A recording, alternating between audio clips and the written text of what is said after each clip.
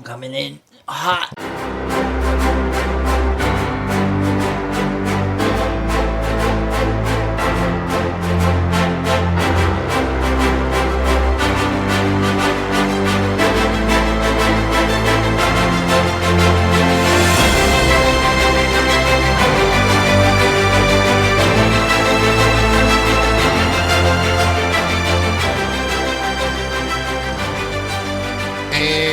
Go.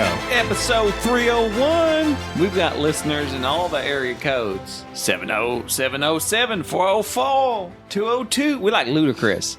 Except 405, the 903. He wasn't talking about listeners, though. He was talking 469. He was talking about the 312s. The 71. I mean, isn't pretty much any combination going to be an area code of three numbers But he was or very less? Specific. Because what area codes did he reference? Let me 7. guess. California area codes. You would be mistaken. Is it East Coast? New York? No, listen.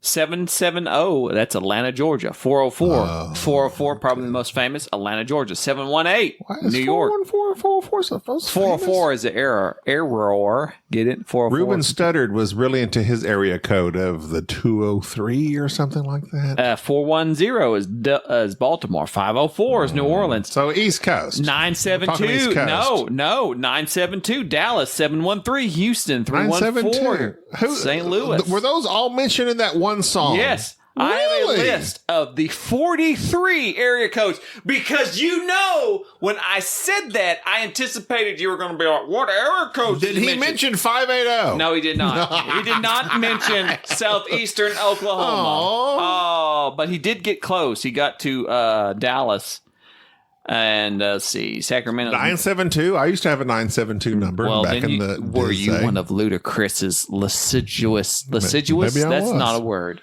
I don't know what lascivious means. It's not a word. I made it up. I went to say litigious, which means like you but if sue you're people. a ludicrous disciple, you could have made yourself a ludisciple, and that would have been a good word. Or a Luddite, which we would Ludite, that's an even better word. sabotage. Based on episode 300. Today Callback. with us, missing from episode 299, missing from episode 300. Today, I'm very excited to have Enrique. Our with us. very own here. 301. I am here. I'm sorry that I missed the episodes. It's Bubba's fault. No. Okay, it might be. It his is Bubba's but fault. It'll be fine. But listen, Uh, we legitimately, Dick Simpson asked about you. Dan Hughes asked about you. Mike Delicio asked about you. They want to know where you were at. They were like, how can you celebrate episode 300 without Enrique? So this is episode 300.5. One. Okay, but oh, I one. thought it was 4. Oh. It's 301. Oh, okay. 301. Because we are continuing the celebration of our 300. This episode will come out right after my surgery or during my surgery. You may no longer be with us. I might be dead. It'll be fine. I might That be will dead. be weird. Will I put this out? I'm And gonna besides- know. Yeah, you will. You'll put this out right as I'm having surgery. I need. Where do you want to I be need buried? clarification from you that I can put this out if you're with us or I not. want you to publish this whether I'm dead or not. Because two things. Number one, Ludacris rides hard. So do I. When I'm having my surgery down at the 908, I want this done. 908 does not sound like cool though. I know, but that's where it's at. Listen. What is that like? Southwest Temple, Texas? What is Listen, that? wherever UT Southwest, Northeast Arkansas? What is the 908? it's UT Southwestern. So listen, hey, where you have insurance, where they take my I hope insurance. they have good doctors there. I'm having the best endocrinologist and the best surgeon, the chief of surgery of endocrinological, which is having to do with your adrenals, surgeon in the greater state of Texas. Touch me in a way that will render me with one less adrenal gland and hopefully one less tumor, so that one, I'm no longer in a constant state of rage. 2, no longer in a constant state of stress. 3, no longer in a constant state of hypertension. And 4, I just feel better, I guess. And I hope that works out for you for a variety of reasons. Because if I die and this is the last I want you to be recorded alive. event, that would be weird. I mean, we're joking, we're laughing. It's like weird crap happens. Live like you were dying. What to the Remember that weird episode where you kept saying that? Oh, live like you were dying. And then you went on to go do exactly the same things you always did with that stupid shirt.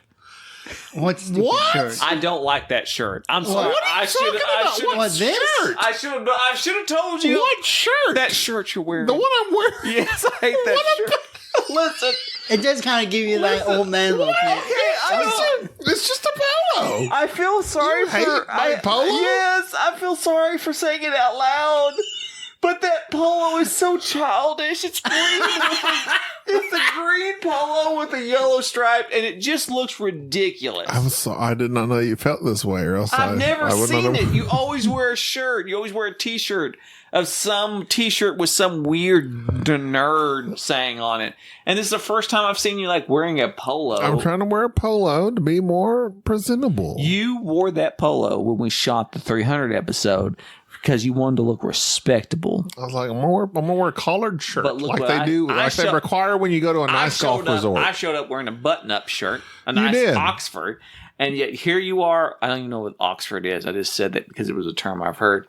You show up wearing your classic black T-shirt that probably smells like death. With sleeves, and With every time we sleeves. post you with sleeves, people say, "What's with the sleeves? Why have you changed your persona and started wearing short What's sleeves? with the sleeves? Are you Oh, eventually? it's you just like Are you pro sleeve now? well, like usually these just come in like those bags? Yeah, the bags, and they're cheap. They're cheap. So it's like I can just grab them. I've noticed Enrique doesn't wear a lot of themed shirts.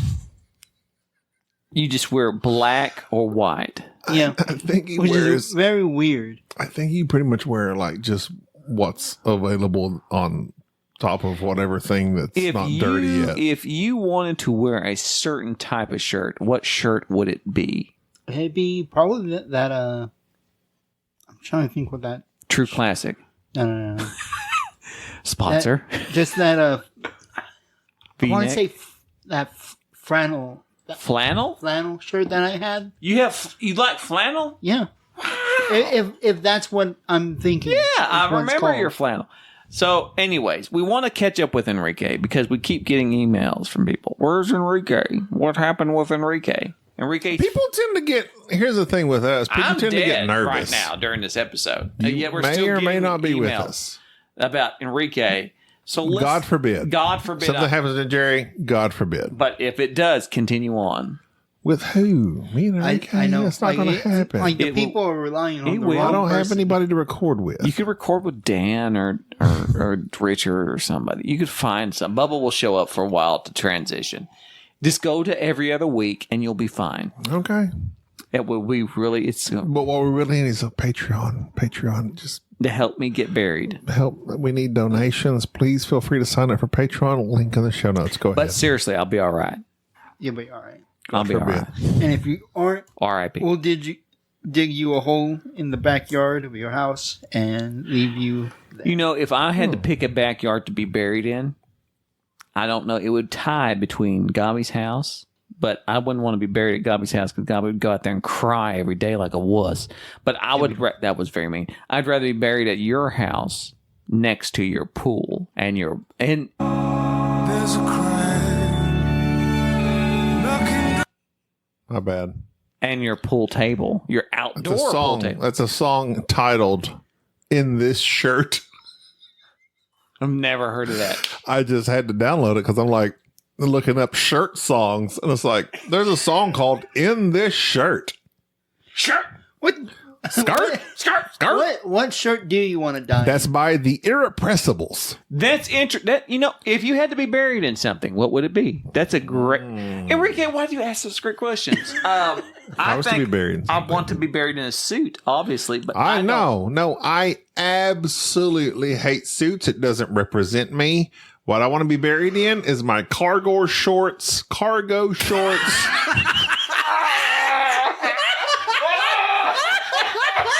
and my Star Wars shirt. Oh my That's it. Oh. That's what I'm married in. I'm sorry for laughing. But me imagining that. No, that's why I want to be married in. hysterical. Please bury me in that. Enrique, of course, something sleeveless. It'd probably be something sleeveless in pajamas.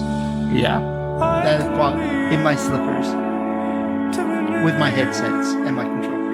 Your controller. This is what a copyright strike In sounds this like. shirt. In this shirt. I think It's an emotional song, though, it sounds like. it does. I'm crying. Do you see me kinda tearing crying. up? I do like my actually I do like my brass Birmingham shirt that I keep forgetting to plug from the British guy who sent it to me. I am so sorry. I will look that guy up. Wow, thanks a lot. I love Thanks a lot, British random guy. British I man love that you, sends British this man, that you sent me such a comfortable British brass Birmingham shirt. It is also British and it's also brass. That or my Exterminate Doctor Who shirt, which, quite frankly, Doctor Who has gone downhill in many years. Yeah. And I'm quite sad about it. Coming up in June, which is several weeks after this podcast, we have plans on visiting the Fan Expo in Dallas, in which like David Tennant and all his companions will be at. I'm visiting that. You can. Who's visiting this? This is the first I've heard of it. Me, Sade, Deej, Char. Oh. Like there's like a whole slew of surprisingly good celebrities. Of course, it's a Fan Expo. Sade is going. What surprising? Because at these Fan Expos, you're going to get you're not going to get your Tom Cruise. He's not coming to Fan Expo Dallas. No. It's basically, okay, so you have your Comic-Con in San Diego. That's like your premium A plus con. That's it. Then you have everywhere else. And that's where you're going to get all your actors. They're they're not super popular. They're like on these shows. But we're having like the Avatar Last Airbender. The actors from that show are coming on. They're not coming on our show. They're coming to Fan Expo Dallas. That would be amazing. That would be incredible. They are? I've thought about just shooting some people just like, hey. We had When they have like a Jeff thousand, Lovejoy that came on. When they have like 1,000 followers and you're like, okay, I see you're not super popular right now. Now's the time to strike. But the Fan Expo Dallas, it's like June 9th or something. There's a lot of good celebrities that are going to be there. If you could meet one celebrity, but that's like in that, not some crazy. Are you talking celebrity. overall in my life or nerd celebrity or Talking what? nerd celebrity. So like, don't go crazy. Like obviously, like I'd be like Daniel Day-Lewis, but no, Right. like somebody legit that's nerd-ish. Part of me wants to say Will Wheaton just because I'd like to gauge if he's actually a jerk or he's not. I somehow feel like he's probably not a jerk. But yet I still want to hate him. Here's my thing. So it's like, there's some people. It's like, I know I can't have a conversation with you. Like, But somebody you want to have a conversation with. They're somebody I lost. want to have a conversation with. I have exactly who A I nerdy celebrity. a nerdy celebrity. Probably Henry Cavill. Well, that is an amazing choice and probably my second choice. But go ahead. Henry Cavill seems like a lot. You know who I really like, and he's going to be at this. He's always had them, unfortunately. I don't know if it's a good thing or bad thing. Alan Tudyk. Alan Tudyk I love would be Alan Tudyk. Amazing. He's going to be at this Comic-Con. And as well as my man, Giancarlo Esposito. Yeah. He's going to be there as well. Rose McGowan's going to be there. All the Doctor Who people. Shannon Doherty's going to be there. Billy Piper of Doctor Who. Oh, listen. The original companion. Enrique, I refer back. Newman from Seinfeld's going to be there. Race, listen. Okay. Several Billy Piper. I can't say anything because we'd have to edit everything out of this podcast. The one person, I'll regress, that I have actually thought about this here recently for some reason. I guess because it was showing up in my Facebook feed because of a particular story. One person I would be fascinated to meet, and it's because of one particular reason. I will tell you this story about Star Trek: The Next Generation. There was a particular actor that apparently got roles and was expanded upon in the Star Trek universe because the writers and staff found him to be so pleasant that they purposely, throughout Star Trek Next Generation, wrote him into the script and expanded upon his character. And they repeatedly brought it up because he was such a quote-unquote pleasure to work with. And it drives me insane to think that when you think of all the various actors, we're talking like Patrick Stewart and all these other people. Why are you looking up Google Maps? No, I'm ready. I'm waiting for our pizza to get done, but go ahead. Who? I know the answer to this is also one reason I'm kind of like checked out. Why? Not checked out because you've told me this before. Say his name. Chief O'Brien. Colm Meaney. Chief O'Brien. What in the world? What did he do? Well, if you watch some of the movies he's in, like the Colin Farrell movies that he's in, he's really good. He's good. And he plays like terrible characters. But he's mean. What about him? He's 70 years old, FYI. Lives in Dublin. He's a fellow Irishman. See, he's one of those people. It's like he's living the good life. He's rich, he's famous, but also not that famous where he can like live in Ireland in peace. So I would love to sit down for several reasons with him. Number one, he's 70 years old. He's about to die. He doesn't care. 70's the new 50. But he's old enough that he doesn't care. 2, he's been there, done that. 3, he would dish on people. And he's close enough to everybody else, but yet far enough removed that he's not involved. You sit down with Brent Spiner and you start asking him stuff, he's going to love everybody. It doesn't matter. Even if he hated somebody. But Colm is far enough removed that you can say, tell me about Patrick. Patrick's legit. And he'd be like, Patrick Stewart's a great person. He's legit. And he would go down and just go, and like, he would be the person that you would able to see. He's in that perfect spot where he is in on the action. He's a part of it, but yet he's so far removed that he could still dish on what's going on. And plus every other film that he's been in and every other project he's worked in, from Hell on Wheels to all the what's his name movies. Why is he always a bad guy? Because one, his name is Meanie. And to be honest, as somebody who loves puns, the fact that somebody is incredibly nice and their last name is Meanie, I can't shake that. I can't shake it. That's good. And I mean, it's just he is literally the bad guy in everything else other than Star Trek. And plus the fact that he was the first character and series for which I had somebody open my eyes to. I love Star Trek Generations. I grew up watching it. I had a friend who worked on with me. He was my partner on the fire department. I trained him as a paramedic. And one day I caught him watching Deep Space Nine. And he sat down and I was like, why do you watch Deep Space Nine? Why do you have the box set of Deep Space Nine? It's not that good. And he goes, corrected you. He corrected me.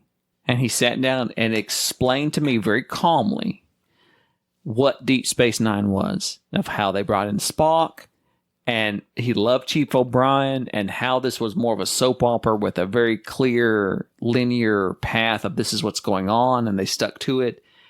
And he changed my mind by saying, just watch these episodes and look what this is. And the main character he focused on was Colm Meaney's character, Chief O'Brien. And it truly one of the biggest character arcs. But to say, I don't know that I would focus on Colm Meaney. I mean, you got Worf also made the transition to DS9, but no character arc. But I know it's just no arc. But see, this you're falling down the same thing. You're going, well, what about this guy? There's no arc. There's nothing. He's the same person. So what was Lieutenant O'Brien's arc? He's not a lieutenant. Have you got a lock on that other ship? Aye, sir, no problems at all. Can you put us on the bridge? Anywhere you say, Commander. App station, Lieutenant. Aye, sir. I reversed it. I'm sorry, you're correct. Number one, you've already made one fatal mistake. What was he That's on? where he started. No, it wasn't. He was a lieutenant. No, it was not. Chief? Have you got a lock on that other ship? Aye, sir, no problems at all. Can you put us on the bridge? Anywhere you say, Commander. App station, Lieutenant. Aye, sir. I reversed it. I'm sorry. You're correct. Nope. You have lost. Chief? You have lost every bit. Chief? Yes. Yeah. You've lost every bit of respect from everybody I who feel like watched he's it. Lieutenant Brown. No, he wasn't. He was never a lieutenant. He had Nope. to be at some point. Nope. He was not He was only lieutenant. chief engineer. Maybe not I only know this. I only know this because I am recently watching Deep Space Nine. Good for you. Why are you? Because I've been spreading the word. Okay, Enrique, you need to get your license and go pick up our pizza. It's ready. Okay, I can walk there. Chief O'Brien, Lieutenant. Chief transporter chief, O'Brien. Chief. was an NCO, a non-commissioned officer. And although he had similar pips, he was not an officer in Starfleet. He was a non-commissioned officer. And even though he had those traditional lieutenant pips, So he was a lieutenant. he was not a lieutenant. Lieutenant. You are making a fool of yourself like you always do. Understand. And I think he that's had okay. like two, I think three he was arcs. called Lieutenant O'Brien. He at was some not. point. He was never a lieutenant. Let's just say. Never a lieutenant. Lieutenant, as the British might say. Like he got like three episodes that were He's not like, a lieutenant. that were focused on him. Not a lieutenant. Either way, while you go to try to peddly seek to Miles Actually, I O'Brien. remember those 3 episodes too. try to seek to prove me wrong. It's in Wikipedia. Because one was Either way, his whole character arc was amazing. The He so-called was a lieutenant on USS Enterprise D, TNG Season 2, Episode 2. no, he was not.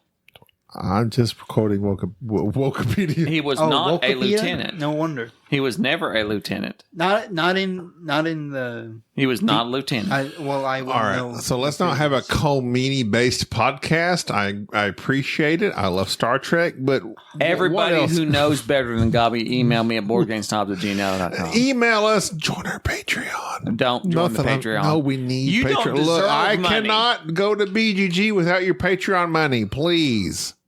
Please. I can't pay for the hotel rooms. They're expensive. Man, you are one pathetic loser. Enrique, I need you to get in your car that you don't have with your license you have That's in the future, maybe. with your license you don't have yet, and go get a pizza you have yet to pay for. Wait, Could you didn't do all take- three of those things? Wait, didn't you take the money? I took the money, but it hasn't been paid for yet. Okay, then you go grab it and you go. I guess I'm going to have to. Please, because me you and don't have the Enrique will money. talk. Me and Enrique will talk. What were you about to say? I still want to talk about Colm Meaney and his like role in Deep Space Nine. I want you to talk about Colm Meaney. because so far Because Gaby's gone. He won't interrupt Yeah, I us. know. So far, like the episodes that I've watched, I think he's had 3 meaningful episodes, and each one has been kind of building up, So, what brought you to watching Deep Space Nine? just like YouTube Shorts. Just YouTube Shorts? Yeah, basically. So here's the thing. I find that Star Trek is a generational thing. Everybody finds their Star Trek. For instance, those back in the 60s and 70s and 80s, it was the original Star Trek. Late 80s came Next Generation, which was my Star Trek. I remember it coming on late at night after the news or in prime time, and it being like a surreal experience because it's an hour-long adventure with very defined characters that each had their strengths and weaknesses, and they worked off each other. And then I remember during that time period when Next Generation was going off the air, here comes Deep Space Nine. And Deep Space Nine really messed with me because, one, Captain Cisco, who was a commander at the time, he got promoted, I think, in the second season of captain. third season? third. He was such a strong... Here's the thing. Each captain is a representation of your dad. So Captain Kirk, and then think of it this way. Captain Kirk is the dad that was divorced and fun and still out there running around that you really don't want, but he's cool. Captain Picard is that old wise dad that like you would go to for advice, that is just so amazingly calm and diplomatic. And you just have like the first episode you see Patrick Stewart walk on stage, you just have respect for him. You instantly recognize it. Cisco, his wife killed at Wolf 359, and now he's raising his son. He's very bitter, but yet you respect him. He was the hard dad. He was the mean, this is what we got to do. And he did some terrible things and does terrible things throughout Deep Space Nine.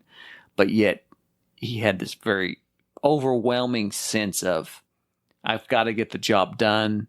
I know this isn't perfect, but yet I have to do this. This is not a perfect situation. I'm dealing with it. And that was such a weird transition from Picard to him that when I watched Deep Space Nine, I was one of those first people that like pulled away from it. But then when they introduced Worf and Colm Meaney00, Chief O'Brien, who again I think is one of the greatest characters in Star Trek, along with Worf. Worf is amazing. I don't think he had too much meaning for Deep Space Nine. Yes, it was just that Worf was the guy that come in. Michael Dorn comes in because they wanted him to be like, okay, we got to get people who watch Next Generation to watch this. And there's a war going on. These people are fighting the Dominion and the Jihad. There is a lot of deep symbolic stuff going on that when I didn't realize this Jihad thing, Jem'Hadar. The Jem'Hadar were like... and it's like later on as an adult, I'm looking back going, oh. Yeah, like they were almost on par with the Klingons. This was but even modern day stuff that it was pictorial of and symbolic of, I'm like, this is insane. I didn't realize this is what I was watching. And his wife, not his wife, whoever, eventually his wife, that Worf gets involved with. Oh, you mean not Jasmine? I keep saying Jasmine, but that's not correct. They always called her old man. Oh yeah, I know what. It's Dax. Dax. There you go. But I can't. It's like another amazing character. Cannot say her name. Amazing character, and the whole thing was just this different, completely different experience. I didn't watch it at the time. Just bits and pieces of it. But strangely enough, when Star Trek Voyager come out, which is more of, this is your mom. Who, by the way, there's tons of people who absolutely love Voyager. I never could get into it. I'm going to start on that one because I remember parts of that. I did like the fact what they did was, here's Voyager, here's this uptight Starfleet officer and all of her crew. They're chasing rebels, and them and the rebels get sucked into a wormhole and get sent out to the middle of nowhere, and then they combine crews. And so her first officer's dead, so now her first officer becomes Chakotay, who I think has been recently canceled, as her first officer. And, Paris, who is like this guy who is completely a criminal and was in prison and gets demoted throughout the whole thing. And then Harry, who never gets a promotion. And then they do the thing. Star Trek does this thing where they have caricatures and they go, this is this person, they're going to be this thing. But then they were like, well, we got to subvert expectations. Like, we need an engineer. Let's have a Klingon engineer. Mm-hmm. And that was the route they went. And then they go, okay, we need a Vulcan security officer because Vulcans aren't violent, right? And so Voyager was trying very hard to subvert expectations. But there are certain people that watch Voyager and just really loved it. I never got into it. Okay. But it made me appreciate Deep Space Nine because Voyager was trying so hard to be the next generation. From what they were trying to do, they were trying to do like a Deep Space Nine thing. They were doing where they were trying to put characters where they felt off place, but it still worked. Exactly. And that's what they did in Deep Space Nine. Exactly. Everyone felt out of place. Yes. But it worked somehow. Yes. It's great. And I think that Star Trek is, there are certain books that you read that people will tell you that when the time period in your life, when you read them, you have a different experience. And I'm thinking of Catcher in the Rye. If you read that when you're young, you relate Holden Caulfield. If you read it later in life, you have a different experience with the book because your viewpoints have changed. I think that Star Trek is one of those shows that when you watch it and you experience it, depending on where you are at life, it's like this is your Star Trek. This is what you relate to. and this is what you kind of engulf yourself with and go, that's super neat. I think that's what the experience that a lot of people have with the original Star Trek was. 60s and 70s, a lot of racism, a lot of turmoil in the world. But here's a spaceship that's got all these different races and all these different people, and there are all these different things going on, and everybody goes, that's cool. And there you go. And then it's the 80s and the 90s, you got all these kids, these latchkey kids that are going like, what do you need? And here's this very moral captain and all these people on the ship, and it's very structured. And it's very cut and dry. Even though you can look back at Star Trek now and still laugh over it. Did you get our pizza? Gaby, welcome back. Your pizza awaits. What kind of pizza did you order? Pepperoni, because that's what y'all want. Well, listen, I will admit, quite frankly, this is one of those things, maybe it's the bourbon making me talk, that pepperoni is the least of all the pizzas. But the fact is that most people, like myself, can't handle Supreme. We're not there yet. And the truth be told, and I'm going to say this, it's going to upset a lot of people. They don't like pizza because they like bread and cheese. And marinara. That's it. I like bread, cheese, and marinara. Just give me some cheesy breadsticks with marinara sauce. I'd dip in that all pizza. day. But people go, I love pizza. What do you like? Pepperoni. I feel the same way about those people. Is the same way that I do with people who go, I like coffee, and they pour a bunch of milk, a bunch of cream, a bunch of sugar. No, you don't. You like milk and hot. At one point, I did like pizza. I think I'm starting to fall out of it. I think Italian you would just absolutely. You need a variety of what can be made of pizza. There's a place in McKinney called Cadillac Pizza. They do wonderful, amazing things with what can be done with pizza. It's wonderful. They do things with chicken. They do things with cheese and tomatoes, and they make a variety of things with pizza. Because I like a supreme pizza. I don't care for pepperoni. I don't care. It's the lowest of the meats. Yeah. I love the chicken bacon ranch. I want salami pizza. That's what you might as well just say. Yeah. I want salami pizza. And who likes salami? Salami for your boy in the army. People with gout. I love chicken bacon ranch. The disease of kings. Yes. Give me I have yet to acquire it, and I hope to never do. Give me that toe pain. Yeah. T-Pain. T-Pain. Enrique. Yes. What have you been doing? I know you've been playing Helldivers with Tim Bowers. Yeah, Tim Bowers. What do you think of Tim Bowers? Give us your thoughts on this person. Small interaction. I think he probably amount to something great within our managed democracy. I don't know what he just said. You're an Xbox player, so you don't know. I'm a PC guy. Enrique's a PlayStation person. Which is weird, isn't it? Yeah. Talk about toe pain. Talk about gout. He does. Gaby's kind of like wearing that like Xbox. That's a green. T-Pain thing. Yeah. He alters his voice. Talk about toe pain. Talk about gout. That's what I'm all about. That's what I'm about. That's what I'm about. I wish you had never found that setting. I heard it through his headset. What was that? He's changing the tones of the voice because he thinks it's funny because that used to be like a PlayStation thing. It is absolutely hilarious. Psycho Mantis. If you disagree with me, I will strike you down where you stand. Put your controller down. Your game has been deleted. Game over. That's wonderful. That's wonderful. Anyways, we got BGG coming up. We're going to be doing Den of Wolves with Tim and Chad. I will be checking out that day. I'll be going home because I do not care for. I mean, I want to care for it. You need to care about it.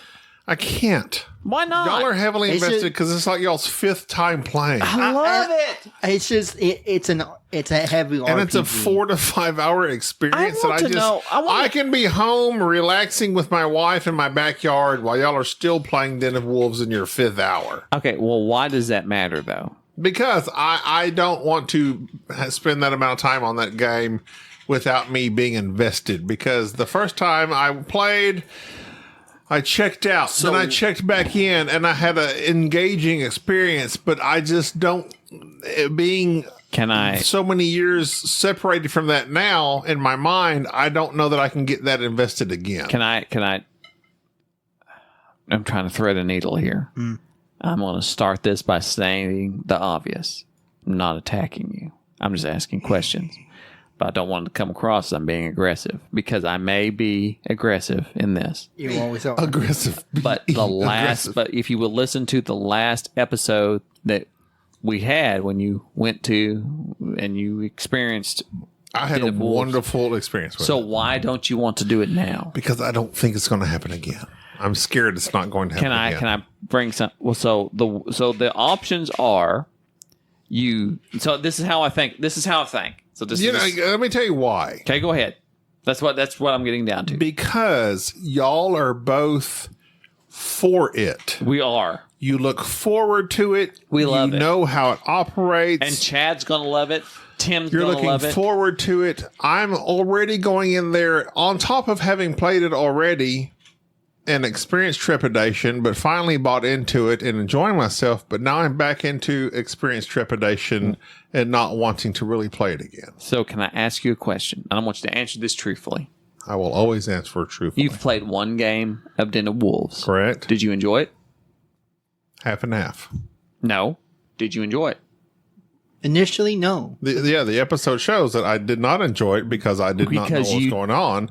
But once I enjoyed it. So when you weren't playing it and you had no idea what was going on, you didn't like it. But I don't have the personality for it. But when you play, I don't have the personality to when you played it, just throw myself into it. But when you played it, did you enjoy it? The second half of it, yes. When you played it, because the first half you didn't play it, you didn't know what to do. So, right. So to answer my question, when you played Den of Wolves, did you enjoy it? That's my thing. That's my thing with Den of Wolves. You take on these particular. I don't know. Enrique takes on these mundane roles that he still enjoys. You're like at the height of the game. Like you're the president, the admiral, you're like in the council, like making these decisions. Mm-hmm. And then there's the characters that Enrique plays. We're like, I'm just captaining this ship that makes the water. Bring me some water and I'll trade you this. Uh-huh. I think the enjoyment of the game can differentiate between what level you want to play. I want to play a level of the game in my brain where I'm making a difference. I want to be Admiral Adama. Well, do it. Well, do it. But I don't know how. Do it. Because I'm not Admiral Adama in real life. But that's okay. So here's the beauty of role playing games. I know you can act. You act. You do things like. So here's what happens in role playing games that I have finally bought into. When I've made the mistake several times, the few times I've played role playing games, I'm still thinking, what would I do? And then I realize, no, I'm playing a character. This is a role. It by definition, it's a role playing game, and they're telling me you need to be the president. You are hyper fascist. You want control. You want to have everything under your influence, and you don't care about this group. I don't go, well, actually, this is against the interest of the game. I would never do this because I want this thing to work out. No, I'm playing this role. And when you buy into that and you see that happen, that is an absolutely great thing because you see people transform into a role that you would not put them as. And they're acting it out. And that's what I find. Go ahead. Take off, Enrique. So for him, those important roles have to be taken to their highest capability of playing the said role. I like the mundane roles because it allows me to do whatever I wish and how I want to play.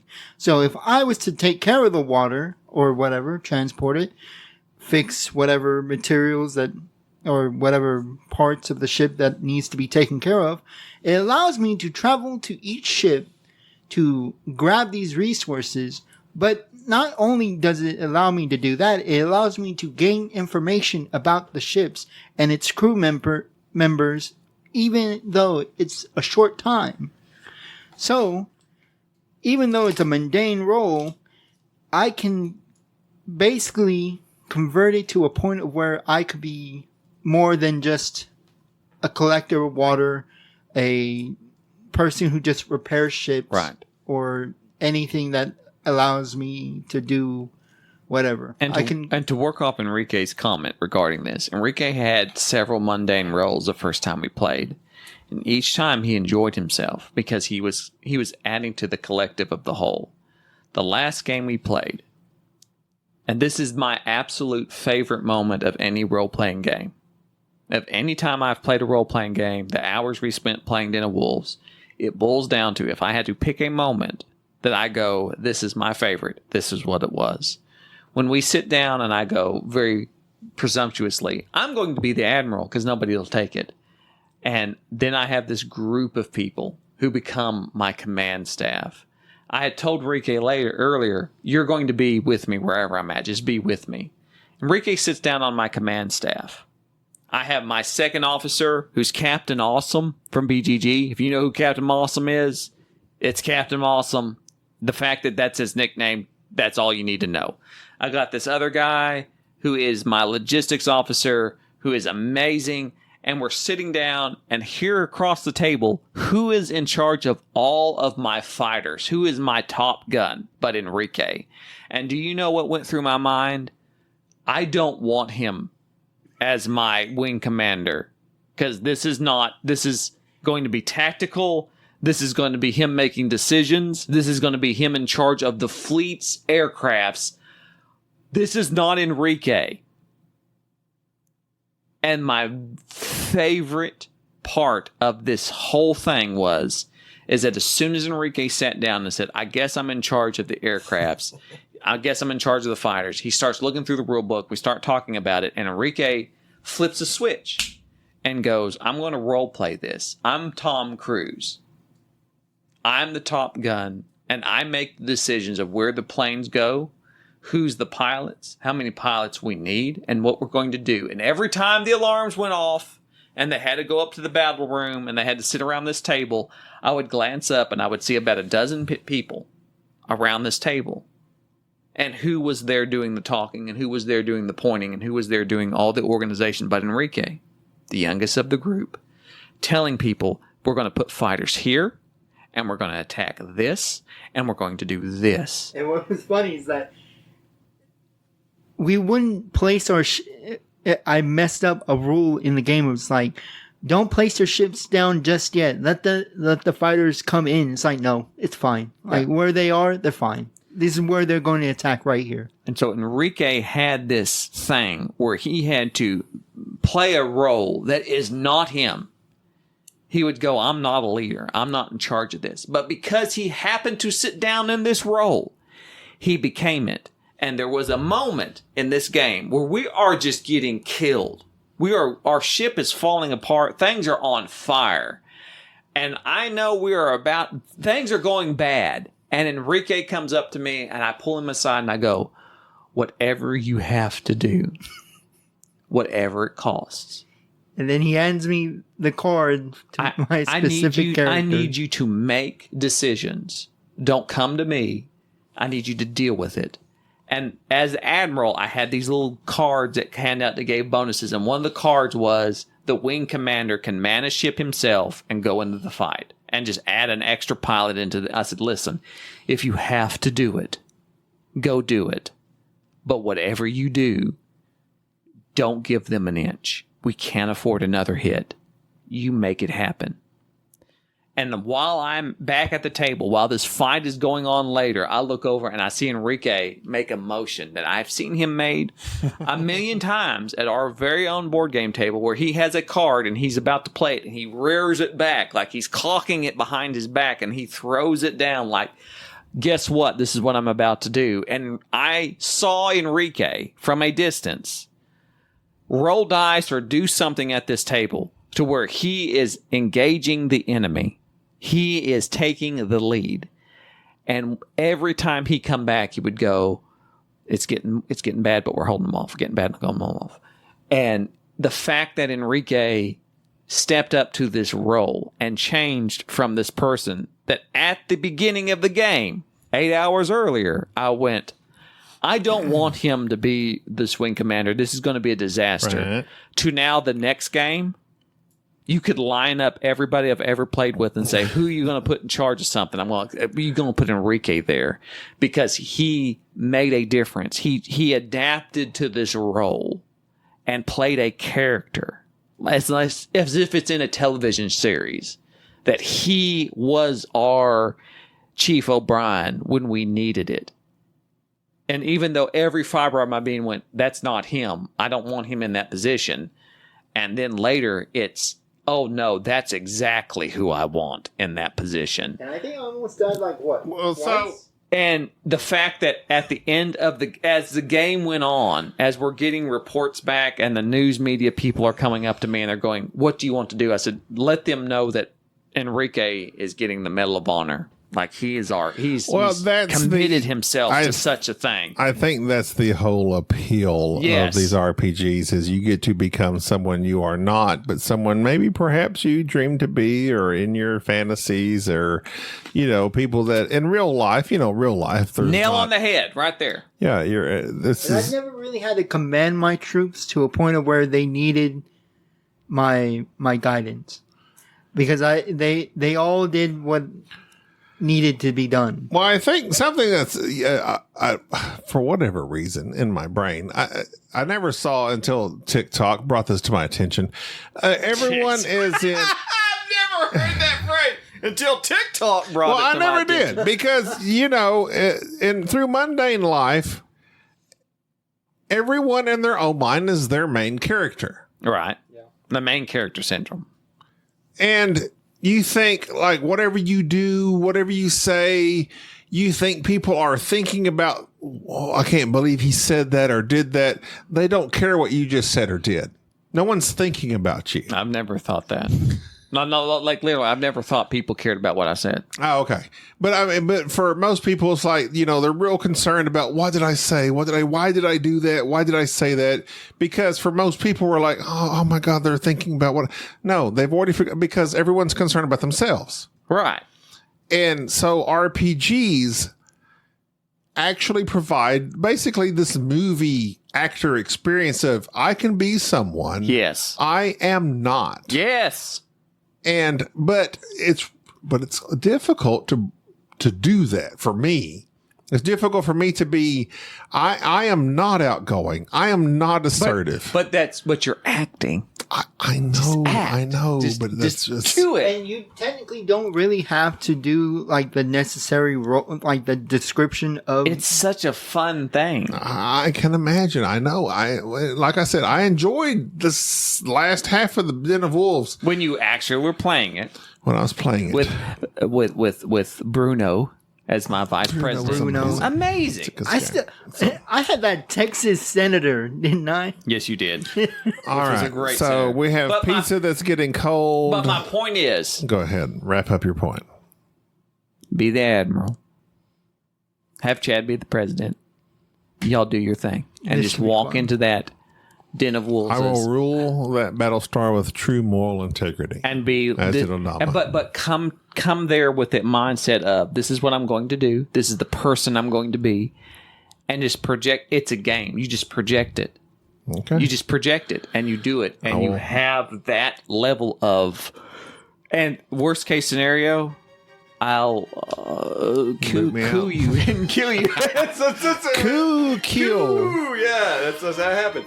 All right. Well, we'll see what happens. Until that happens, I'm Gaby. Wait a minute, are we done? I think we are. We have pizza to eat. I do want to eat my pizza. We do. I get out. I just Jerry. This isn't. Thank you for tolerating this episode of the Board Game Snobs. Stay classy.